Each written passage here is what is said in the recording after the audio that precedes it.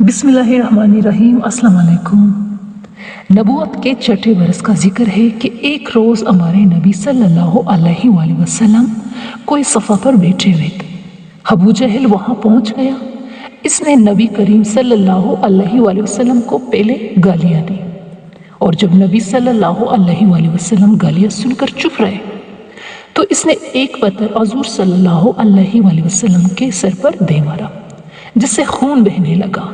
نبی صلی اللہ علیہ وآلہ وسلم کے چچا حضرت حمزہ رضی اللہ عنہ کو خبر ہوئی۔ وہ ابھی مسلمان نہ ہوئے تھے۔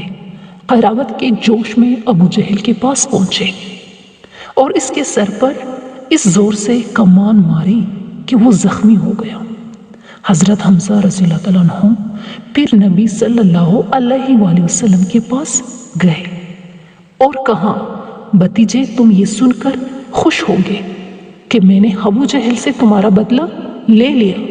نبی کریم صلی اللہ علیہ وآلہ وسلم نے فرمایا، چچا جان میں ایسی باتوں سے خوش نہیں ہوا کرتا۔